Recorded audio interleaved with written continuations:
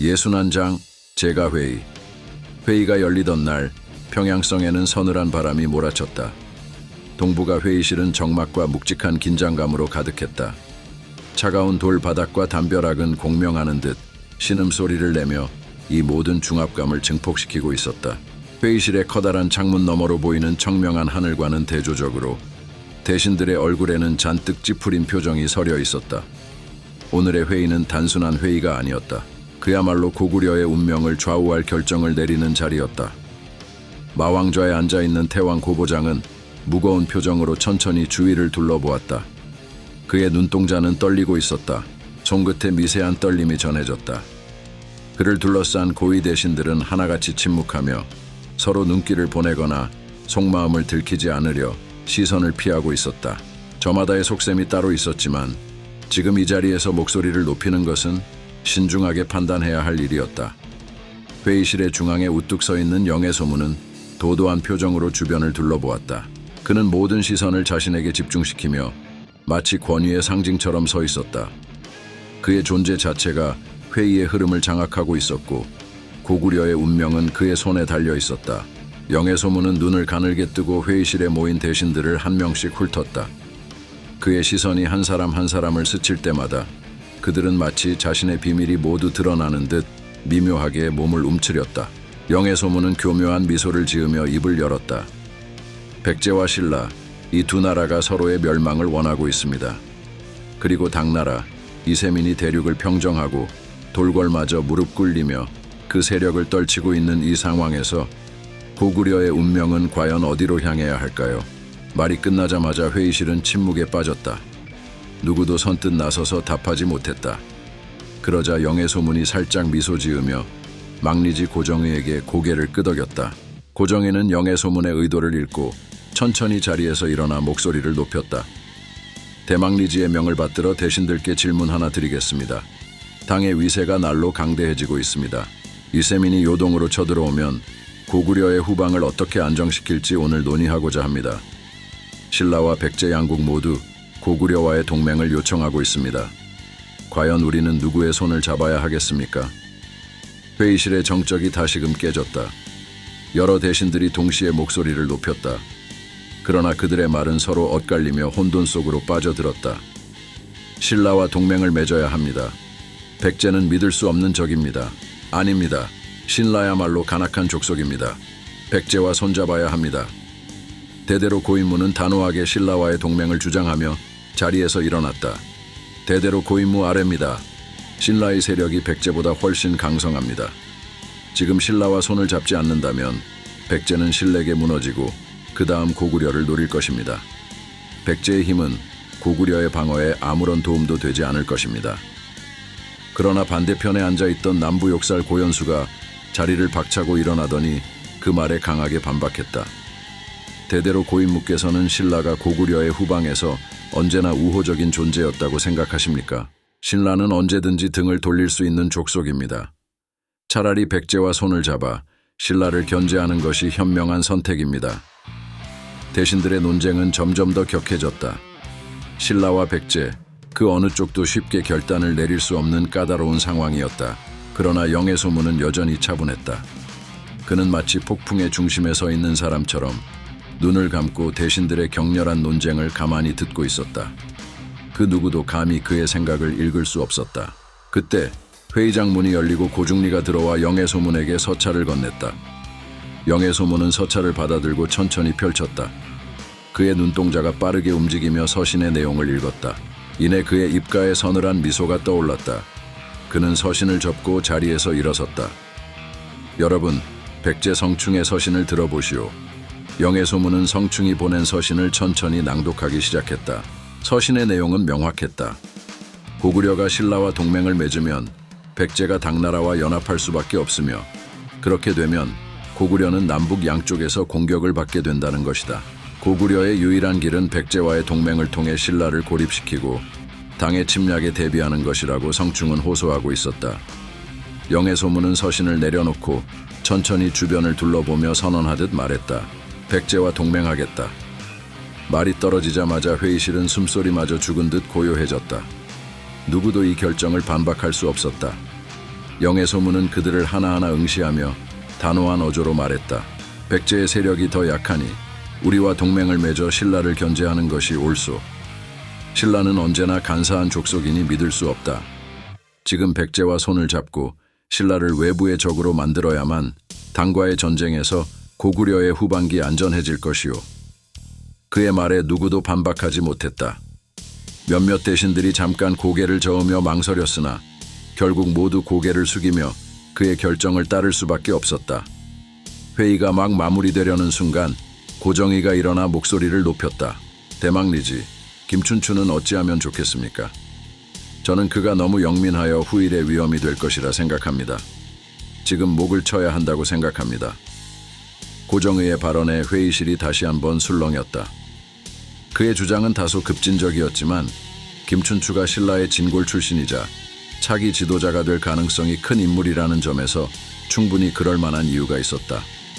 영의 소문은 고정희의 발언을 천천히 되새기며 그를 응시했다. 그러다 잠시 후 고개를 끄덕이며 대답했다. 그렇다면 죽이지도 돌려보내지도 않도록 하지요. 회의실은 다시 한번 웅성거렸다. 영의 소문의 미소는 마치 모든 것을 꿰뚫고 있는 듯했다. 그의 결단은 신라의 차기 지도자를 무력하게 만들어 놓고 동시에 신라와의 외교적인 빌미를 제공하지 않는 절묘한 한 수였다. 김춘추는 동부가 저택에서 대우하며 머물게 하시오. 가택연금이라 할 수 있겠지요. 나불대는 입을 이제 그만 막아버립시다. 회의실을 감싸던 중압감이 영의 소문의 단호한 선언과 함께 서서히 풀어졌다. 대신들은 모두 영의 소문의 결단에 고개를 끄덕였다. 이제 고구려의 방향은 명확해졌다. 백제와의 동맹, 신라의 고립, 그리고 당과의 전쟁. 영의 소문은 천천히 자리에서 일어나 굳건한 결의가 서린 눈으로 회의실을 둘러봤다. 그의 눈빛은 그 어떤 위협도 두렵지 않은 듯 강렬하게 타올랐다. 저 멀리 평양성의 하늘이 짙게 내려앉아 있었다. 검푸른 구름 사이로 바람이 불어오기 시작했다. 그 바람 속에서 영의 소문은 마치 새로운 시대를 예견하듯 중얼거렸다. 이제 시작이다. 62장. 태왕궁의 정원에는 깊은 가을을 알리는 청량한 바람이 솔솔 불어왔다. 황금빛으로 물든 단풍나무들이 산들거리며 잔잔한 소리를 냈다. 그 아래 정교하게 조각된 석탑들이 서 있었다.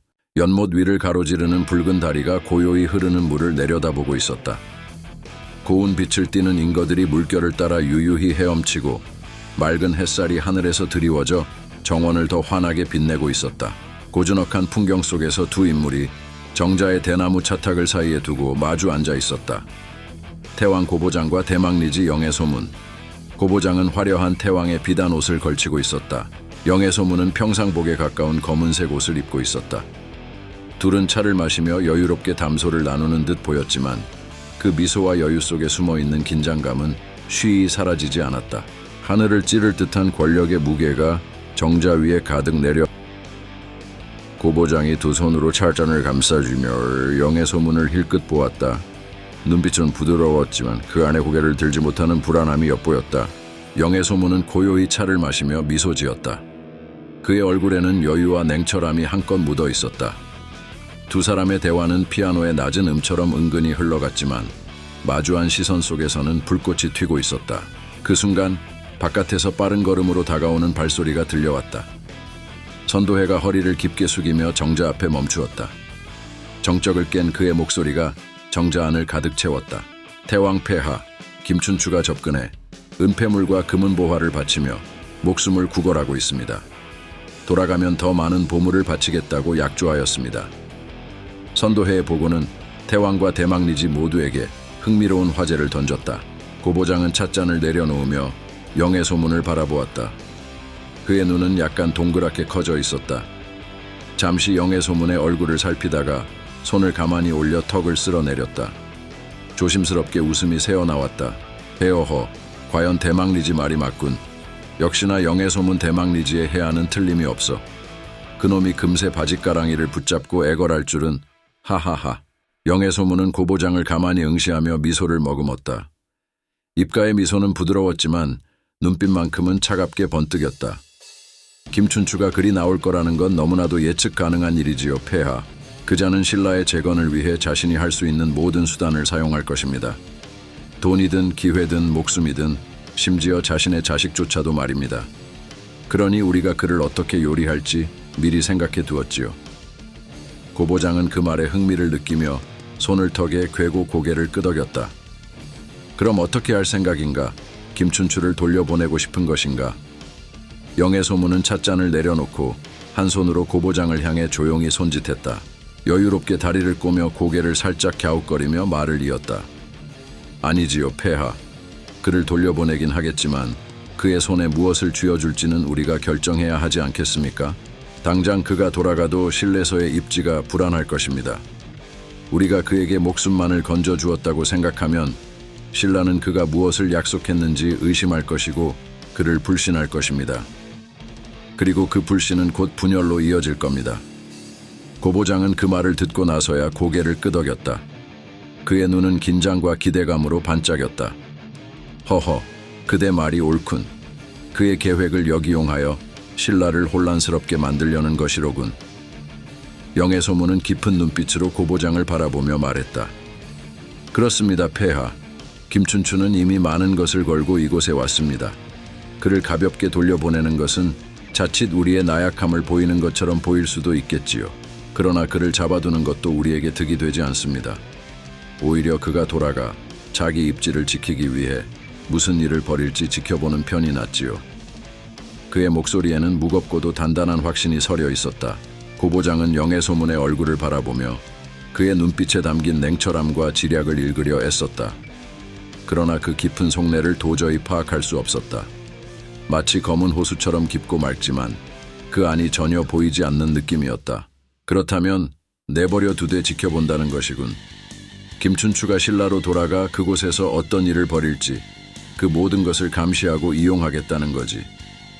영의 소문은 천천히 고개를 끄덕이며 한 모금 차를 더 마셨다. 그의 입계는 깊은 미소가 번졌다. 그렇습니다, 폐하. 김춘추가 돌아가면 신라 내부의 분열은 더욱 심화될 것입니다. 우리는 그가 만들어낼 혼란을 이용해 신라를 고립시키고 나아가 당나라와 신라의 연합을 방해할 것입니다. 그리고 그를 통해 신라의 숨통을 점점 조여나갈 것입니다. 이는 단순히 외교적인 승리일 뿐만 아니라 신라의 뿌리부터 흔들어 놓는 계책이지요. 고보장은 영의 소문의 말을 곰곰이 생각하며 고개를 끄덕였다. 그리곤 허공을 응시하며 잠시 깊은 생각에 잠겼다. 그는 다정하고 소탈하게 보이는 영의 소문의 얼굴을 바라보면서도 마음 한편에서는 그를 완전히 믿지 못하는 갈등이 존재했다.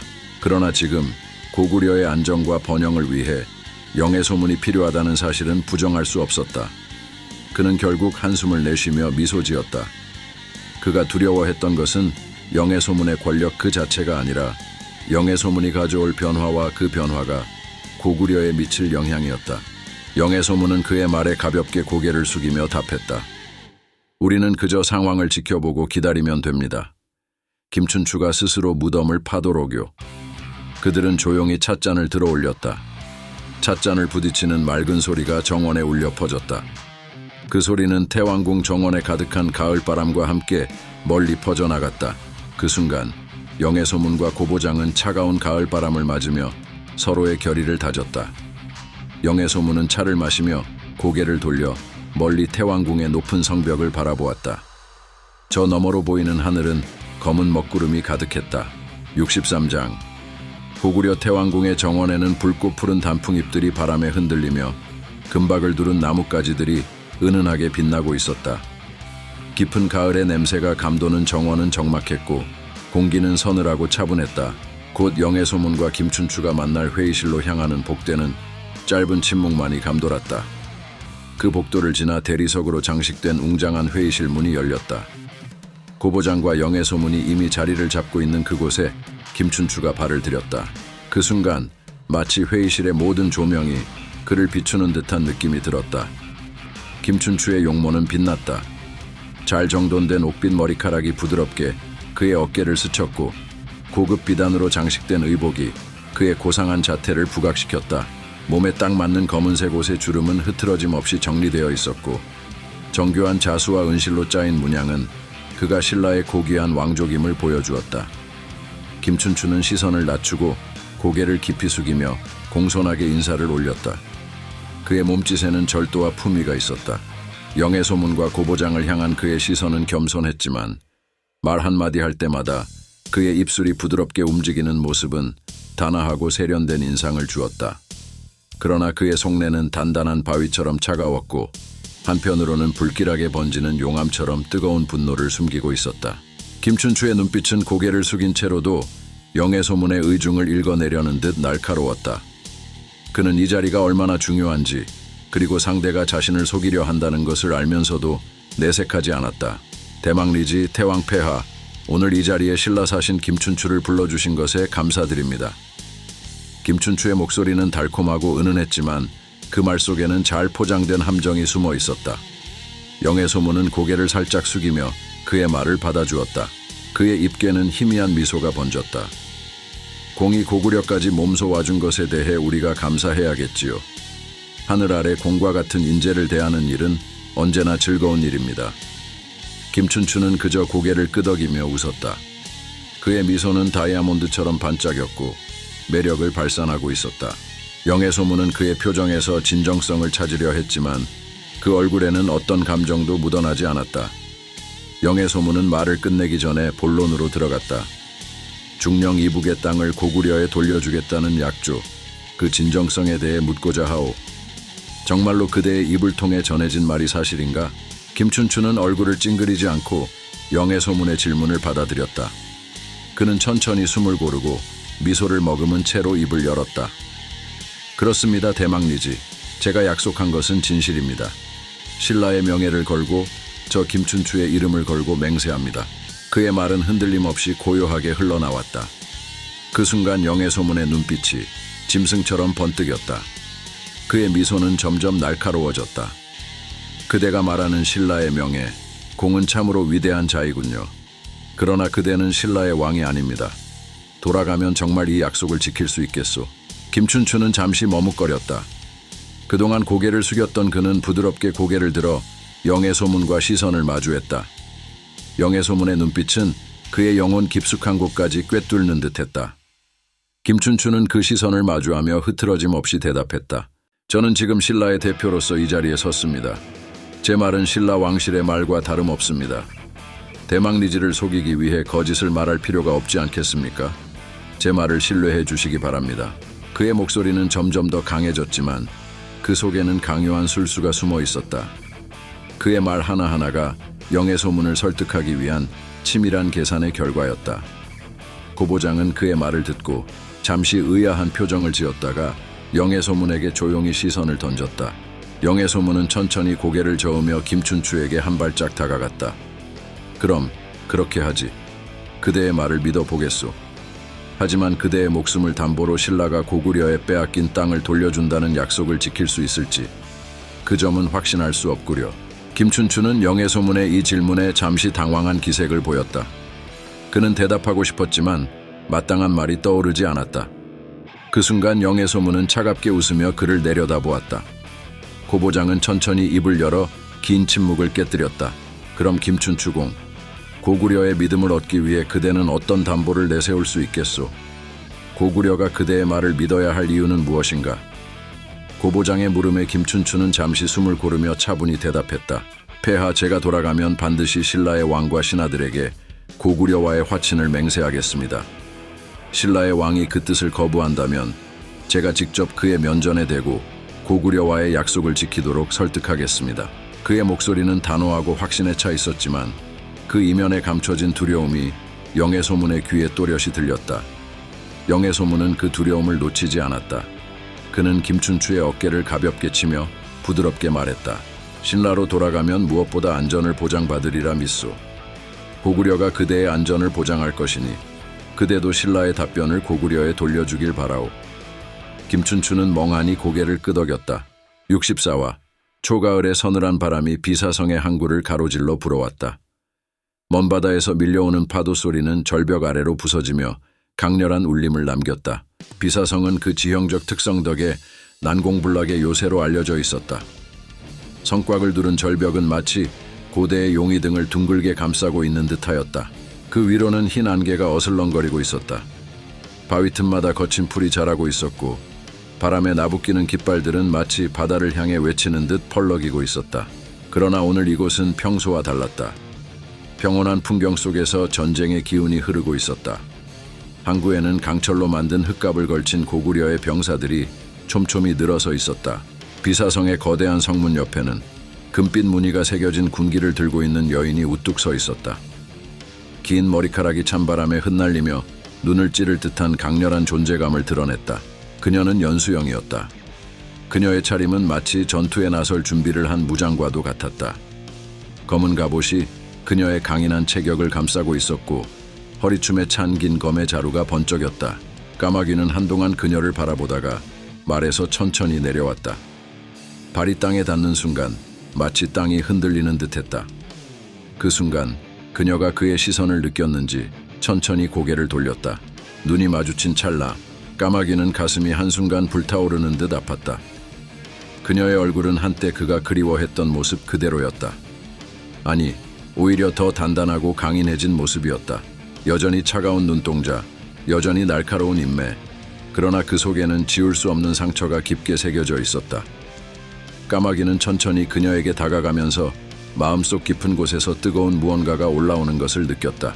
그는 용기를 내어 무릎을 꿇고 굴레를 올렸다. 작은 대인, 그동안 평안하셨습니까? 그의 목소리는 떨렸다. 아무리 마음을 다잡아도 그녀를 마주하는 것은 쉽지 않았다. 그녀의 얼굴은 감정 없는 돌처럼 굳어 있었고 차가운 한기마저 느껴졌다. 그녀의 눈은 그를 관통하듯 내려다보았다. 까마귀는 그녀의 반응을 기다리며 가슴속에서 불안이 꿈틀대는 것을 느꼈다. 마침내 그녀가 입을 열었다. 비겁한 자식. 연수영의 목소리는 마치 서리빨처럼 날카로웠다. 단 3글자였지만 그 속에 담긴 감정은 그를 깊이 파고들었다. 까마귀는 차마 그녀의 얼굴을 바라볼 수 없어 고개를 떨궜다. 그의 눈앞에 묻어있던 기억들이 홍수처럼 밀려왔다. 그가 그녀와 자신의 의무를 배신한 그날 밤의 기억들, 그녀를 뒤로하고 영의 소문을 택했던 순간들, 그 모든 것들이 그의 가슴을 죄어왔다. 어떻게 우리를 이렇게 배신할 수 있어? 연수영의 목소리는 떨렸다. 그녀의 눈동자는 그의 온몸을 찌를 듯 날카로웠다. 까마귀는 아무 말도 할 수 없었다. 변명할 말은 수없이 많았지만 그 어떤 말도 그녀에게 닿을 수 없을 거란 걸 알고 있었다. 그녀의 말 한마디 한마디가 그를 천천히 그러나 확실하게 짓밟고 있었다. 그녀는 그를 믿었다. 그녀는 그가 다시 돌아올 거라 믿고 기다렸다. 하지만 그가 돌아온 것은 후회뿐이었다. 작은 대인, 그때 그는 간신히 목소리를 짜냈다. 그러나 연수영의 차가운 시선이 그의 목을 틀어막았다. 그의 목소리는 그녀의 냉혹한 눈빛 앞에서 흩어져 버렸다. 까마귀는 무거운 눈꺼풀을 들어 그녀를 올려다보았다. 그녀의 입술이 떨리고 있었다. 그녀의 표정에는 감춰지지 않은 분노와 실망이 서려 있었다. 그녀가 그에게 실망할 줄은 알았지만 그 상처가 얼마나 깊은지 이제서야 알게 되었다. 내가 널 믿고 의지했던 시간들이 모두 아무것도 아니게 되었어. 네가 나를 버린 거야. 그녀의 말은 비수처럼 그의 가슴을 꿰뚫었다. 그는 더 이상 아무 말도 하지 않았다. 모든 것이 그의 잘못이었다. 그녀의 눈빛은 더 이상 따뜻함을 찾을 수 없을 정도로 차가워졌다. 그녀는 그를 원망하고 있었다. 그리고 그 원망은 전혀 과장이 아니었다. 그는 그녀를 저버렸고 그 선택의 대가는 그들의 관계를 처참히 짓밟아버렸다. 난 이제 양만춘 장군의 아내야.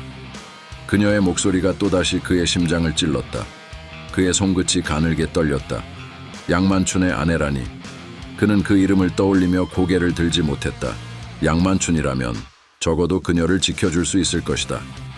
그녀를 지키지 못한 자신과는 다른 길을 걸어가고 있을 것이다.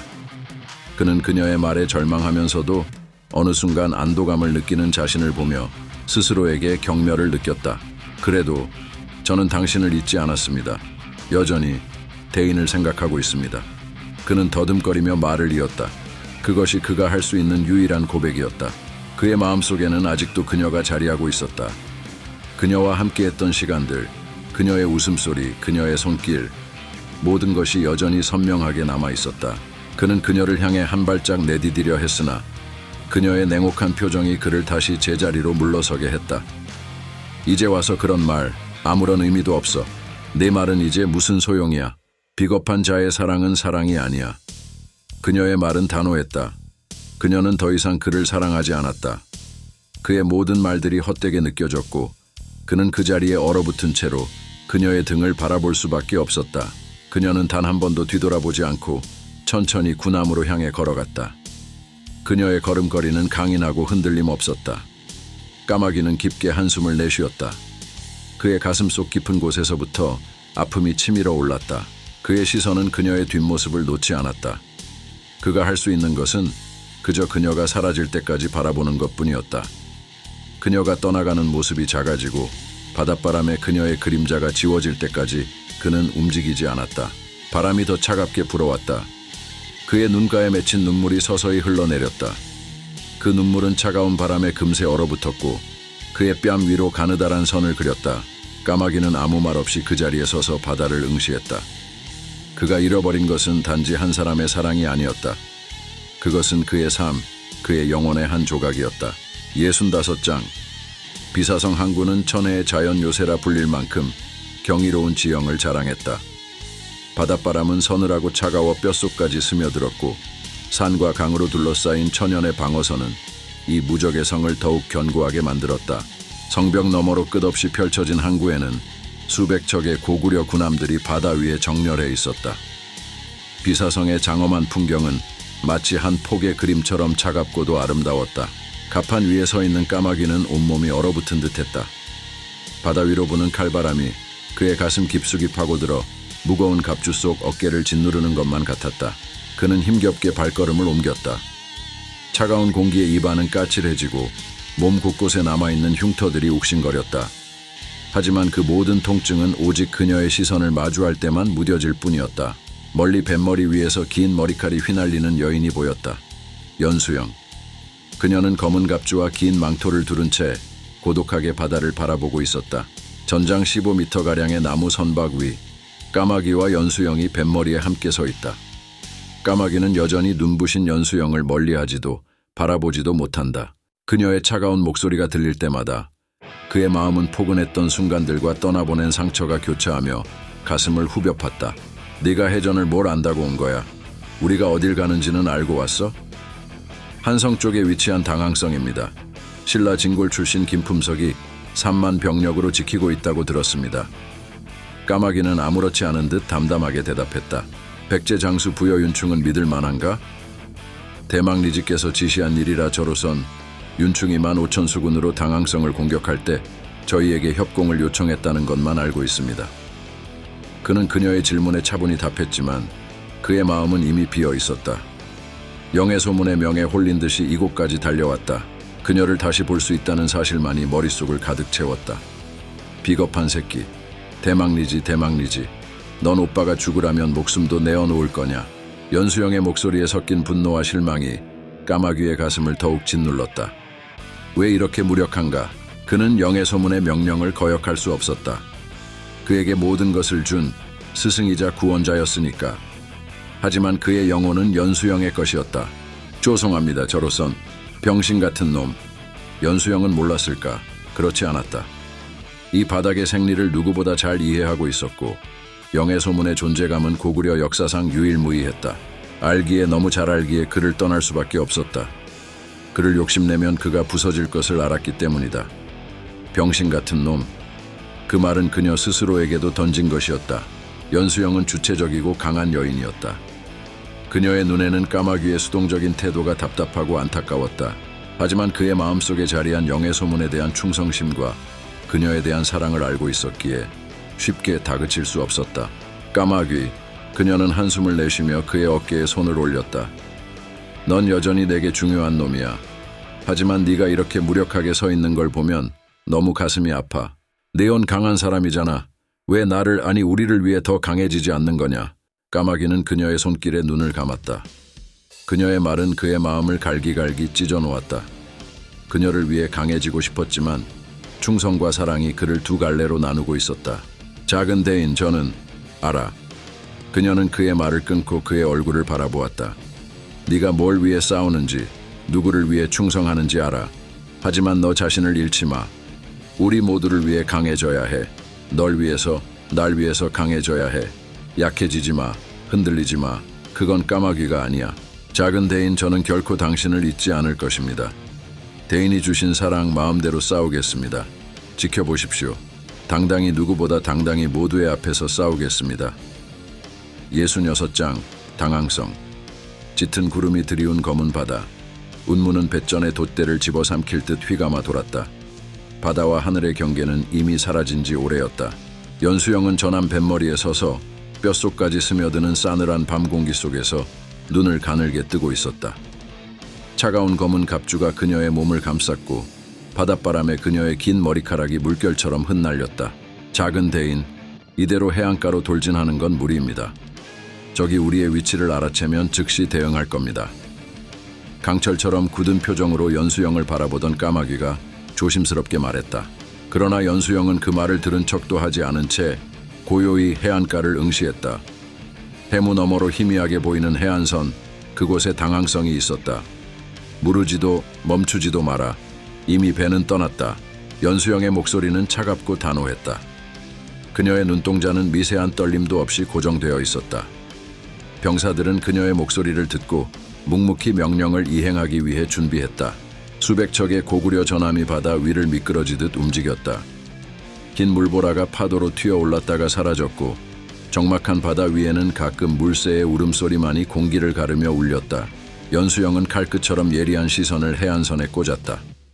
상륙이 성공하면 해안가를 장악한 후 성벽을 공략하고 신라의 수비선을 무너뜨릴 계획이었다.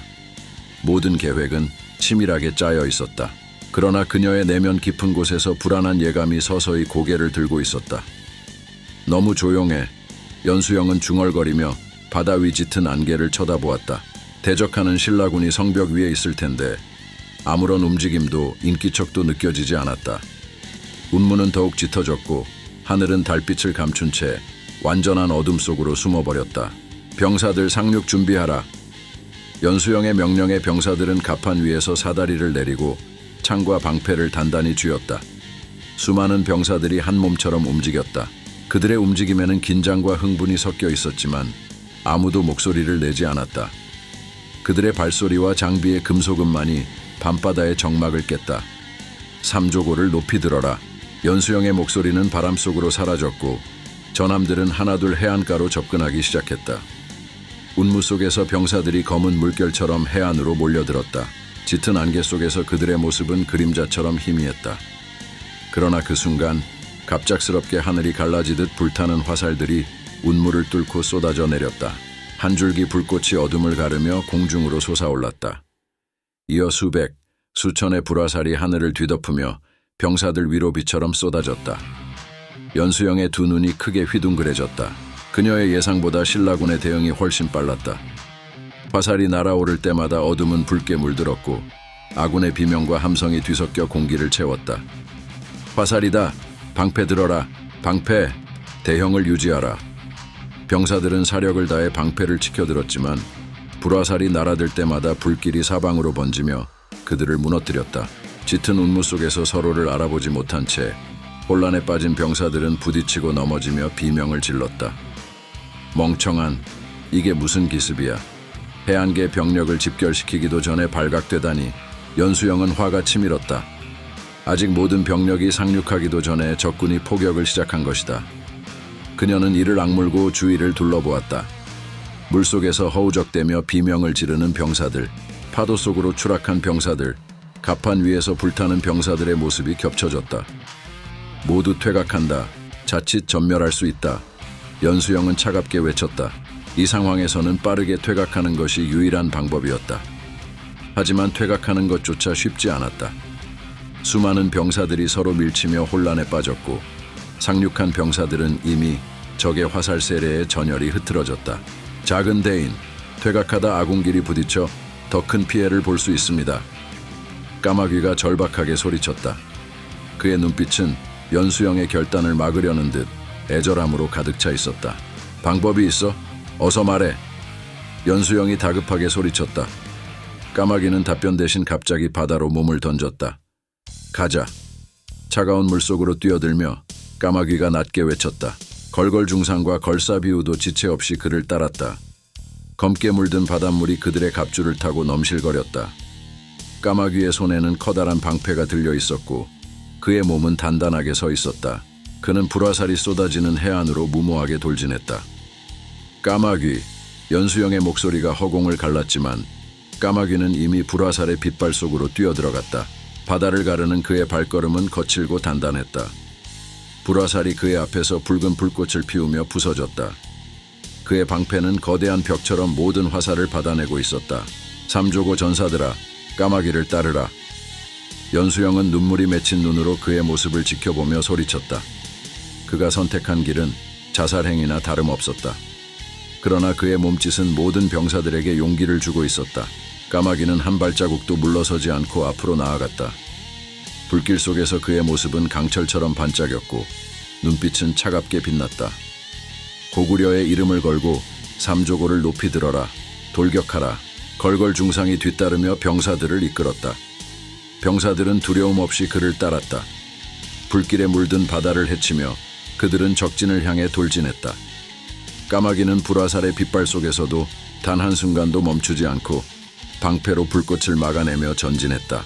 그의 눈빛 속에서는 분노와 결단이 번쩍였다. 고구려 만세, 삼조고를 높이 들어라. 까마귀의 목소리가 해안가를 뒤흔들었다. 그의 외침에 고구려 병사들은 함성을 지르며 적진을 향해 돌진했다. 그들은 그의 뒤를 따라 신라군의 방어선을 무너뜨리며 앞으로 나아갔다. 적들은 그의 용맹함에 동요했고 수비선이 와해되기 시작했다. 병사들은 그의 뒤를 따르며 적을 무찔렀다. 불화살의 빗발 속에서도 그들의 발걸음은 멈추지 않았다. 그들은 하나로 뭉쳐 거대한 파도처럼 신라군을 휩쓸었다. 해안선은 고구려군의 기세로 물들었다. 적들은 까마귀의 용맹함에 놀라며 서서히 물러섰고 마침내 고구려군은 해안가를 장악하는 데 성공했다. 67장. 거대한 검은 파도가 해안선을 덮치며 물보라가 피어올랐다. 물 한 개가 솟아오르고 수면 위 물결은 마치 살아있는 괴물처럼 요동쳤다. 바다는 그의 숨결을 따라 움직이는 듯했고 까마귀는 그 바다의 주인처럼 거침없이 앞으로 나아갔다. 차가운 바닷물이 갑옷의 틈새로 스며들었지만 그는 아랑곳하지 않았다. 까마귀는 거친 물결 속에서 한 걸음, 또 한 걸음 해안가를 향해 나아가며 피어오르는 검은 물 한 개 속의 삼조고 깃발을 높이 치켜들었다. 깃발은 차가운 바람에 휘날렸고 그의 모습은 마치 전쟁의 신이 강림한 것처럼 병사들의 눈에 아득하게 비쳤다. 고구려 개마무사여, 삼조고 전사여, 나 연도금류 까마귀를 따르라.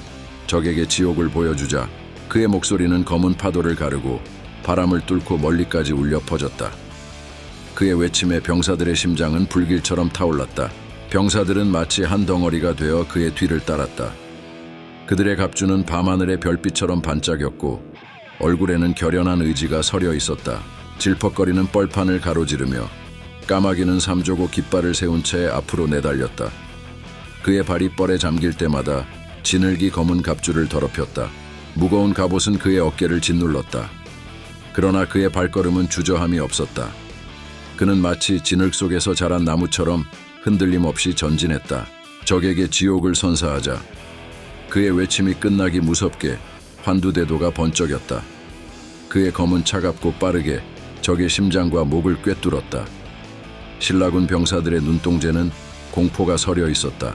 그의 검이 휘두를 때마다 붉은 핏줄기가 공중에 흩날렸다. 그의 두 눈은 불꽃처럼 이글거렸고 몸짓 하나하나가 마치 전투의 신이 춤을 추듯 우아했다. 걸걸 중상과 걸사비우는 그의 뒤를 그림자처럼 따라붙으며 적의 방어선을 무너뜨렸다. 그들의 검은 신라군의 방패를 두 조각 내며 적의 목숨을 끊어냈다. 그들이 나아가는 곳마다 적의 비명이 이어졌고 그들이 서 있는 자리에는 피로 물든 자국이 남았다. 신라군은 해안가 뒤편에서 화살을 퍼부으며 저항했다. 그러나 그들이 쏜 화살은 까마귀의 거센 돌격 앞에서는 한낱 먼지에 지나지 않았다. 그는 거침없이 앞으로 나아갔다. 방패로 화살을 맞고 때로는 몸을 틀어 화살을 스치게 놔두며 돌진했다. 그의 움직임은 예리했고 멈춤이 없었다. 그가 눈을 번쩍일 때마다 겁나는 적의 심장과 목을 꿰뚫었다. 신라군이 무너지는 동안 까마귀는 자신의 주변을 병사들로 가득 메웠다. 그의 뒤에는 걸걸 중상과 걸사비우 그리고 개마무사들이 따랐다. 그들은 파도처럼 밀려와 신라군의 전열을 찢었다. 검은 바다의 파도가 그들의 발걸음을 닮은 것처럼 그들은 끝없이 몰려들었다. 으하하하 더 오너라 더 오너라 울어라 더 크게 울부짖어라. 까마귀의 외침이 어둠 속을 가르며 울려 퍼졌다. 그의 목소리에는 분노와 슬픔 그리고 광기가 뒤섞여 있었다. 그는 무자비한 야수처럼 신라군을 향해 포효했다. 그의 검이 휘두를 때마다 적의 목숨이 무너졌다. 그의 검은 멈추지 않았다. 피가 칼날을 타고 손목으로 흘러내려왔다. 느껴보아라. 이 고통을, 무력함을 맛보아라. 그는 외치며 검을 휘둘렀다. 신라군 병사들은 그를 막으려 했지만 그의 검이 움직일 때마다 적의 목숨은 공중으로 날아갔다. 그의 광기 어린 웃음소리가 바다 위에 떠돌았고 바다는 그 웃음에 화답하듯 거칠게 일렁였다. 까마귀의 난도질에 신라군은 추풍 낙엽처럼 쓰러져 갔다. 그의 검날이 번쩍일 때마다 적의 피가 공중에 흩어졌고 그의 발걸음이 멈출 때마다 적의 비명이 뒤따랐다. 그는 지친 기색 하나 없이 전장을 누비며 자신의 목숨을 던지듯 싸우고 있었다. 그의 입가에 피가 고였고 검은 눈동자는 살기가 번뜩였다. 미친놈, 진짜 뚫었네. 못들 하느냐, 군을 수습해라. 배전에서 까마귀를 바라보던 연수영은 병력을 재정비하며 발을 동동 굴렀다. 그녀의 눈동자는 불안과 초조함 그리고 안타까움이 일렁이고 있었다. 까마귀에 미친 돌격은 마치 스스로를 불태우며 살아가는 불꽃 같았다. 그의 불꽃은 적들을 태우며 전장을 가로질렀지만 언제 꺼질지 모를 불안감이 그녀를 짓눌렀다. 연수영도 그의 뒤를 따랐다. 그녀의 손에는 고요한 살기를 머금은 검이 들려 있었다. 그녀는 그의 뒤를 쫓으며 눈가에 맺힌 눈물을 애써 참았다. 까마귀의 돌격은 전장을 뒤흔들고 있었다. 그가 만들어낸 틈으로 백제군과 고구려군이 합세해 신라군의 방어선을 무너뜨리고 있었다. 그는 정말로 해안가를 돌파해 적진을 헤집어 놓았다. 백제 장수 윤충이 감탄한 얼굴로 그를 바라보며 말했다. 대단합니다. 저분이 연도금류 장군이요?